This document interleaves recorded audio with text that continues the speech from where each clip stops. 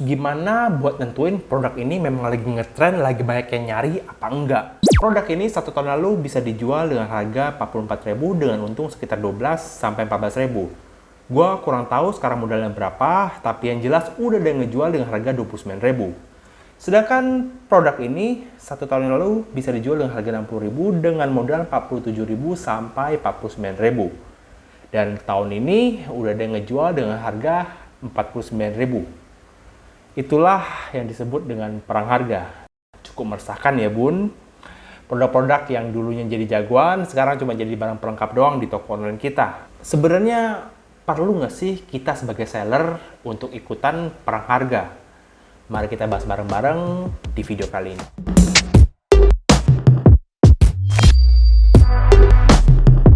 Halo, nama gue Andrew. Di video kali ini gue pengen bahas tentang perlu nggak sih kita ikutan perang harga di marketplace, dan gimana sih kita nentuin suatu produk ini perlu diikutin perang harga di marketplace tersebut ataukah enggak. Pertama-tama gue pengen nyamain persepsi kita dulu. Gue cuman ngebahas dari marketplace Tokopedia aja, dan barang-barang yang gue bahas di sini adalah barang-barang umum yang dimana posisi kita adalah seorang seller yang ngambil barang dari agen besar seperti seller-seller lainnya juga. Jadi bukan barang-barang yang benar-benar spesifik banget atau diproduksi sendiri atau merek sendiri. Jadi bukan barang seperti itu, tapi barang-barang yang umum banget di Tokopedia, dan posisi kita adalah agen kecil yang ngambil dari agen besar. Nah, pada posisi ini biasanya kita baru sadar kalau terjadi perang harga itu kalau misalnya barang-barang yang awalnya cepet banget, ngebut banget jalannya, perputarannya, tiba-tiba kok melambat atau jadi pelan banget. Atau pedagang-pedagang yang baru nemuin suatu produk yang lagi ngetrend banget di Tokopedia, terus dia lagi ngebandingin harga yang dikasih sama supplier dengan harga yang dia temuin di Tokopedia. Memang seharusnya kita nggak boleh terlalu fokus pada satu produk aja. Namanya kita toko ya, kita memang harus fokus pada keseluruhan produk. Tapi ada jenis-jenis produk yang memang lagi ngetrend banget dan memang harus lebih difokusin karena mumpung lagi ngetrend. Contohnya kayak produk ini. Produk ini di bahan baku F&B atau di kategori makanan minuman lagi ngetrend banget, lagi laku banget, lagi banyak dicari. Dan kalau di kategori kesehatan ada masker yang lagi banyak banget dicari karena lagi pandemi seperti ini.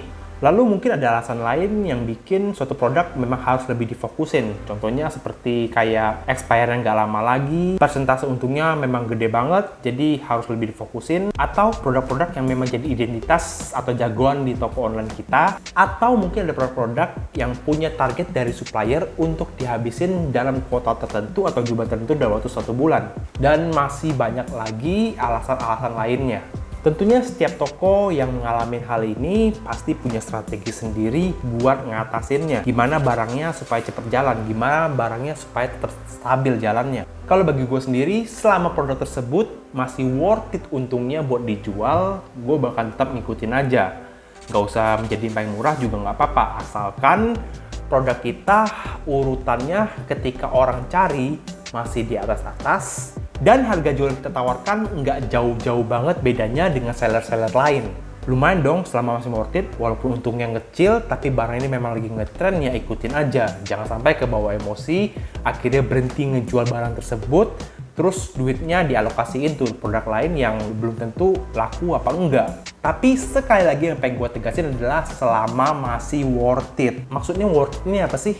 Nah, tergantung penjualnya. Kalau di kategori yang gue mainin, kategori bahan baku F&B atau kategori makanan dan minuman, pertama, kalau dihitung dari biaya top ad produk tersebut per bulan dibandingin sama untung bersihnya setelah dikurangi segala macam potongan-potongan, masih lumayan untuk nambahin pendapatan.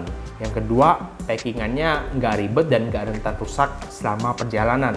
Yang ketiga, komplainnya masih masuk akal dan nggak kebanyakan. Jadi jangan sampai kebawa emosi, masang iklan besar-besar, terus masang margin kecil-kecil, yang penting produk itu jalan dan ngalahin seller-seller lain. Ya, kalau memang seller besar sih nggak apa-apa sih.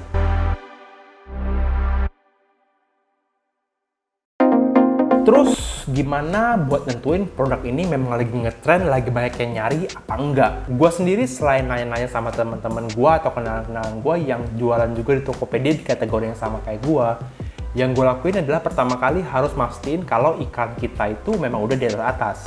Terus setelah gue mastiin kalau iklan gue atau produk yang gue jual memang udah di atas, Gue bakal pastiin nih harga pesaing gue di Tokopedia kira-kira jauh banget nggak dengan harga yang gue jual. Nah, kemudian setelah mastiin iklan memang udah di urutan atas, gue buka halaman Top Ads, terus lihat di kolom tampil, sebanyak apa iklan ini tampil. Kalau dalam kurun waktu 1 minggu, tampilnya masih 1000-an ke atas atau 1000-an kurang dikit lah. Jadi bisa dibilang produk ini memang lagi banyak yang nyari. Jadi seandainya memang mau ikutan turunin harga, selama masih worth it, ya ikutan aja. Cara lain yang gue lakukan adalah ngitungin jumlah terjual produk tersebut di pesaing-pesaing gue di Tokopedia. Caranya adalah gue bakalan catat penjualan pesaing-pesaing gue yang produknya berada di urutan atas dan harganya sama atau di bawah gue dikit. Dan tentu saja gue juga catat punya gue sendiri. Terus setelah 1 minggu atau 10 hari gue bakal lihat produk-produk tersebut jumlah terjualnya kira-kira rame apa enggak.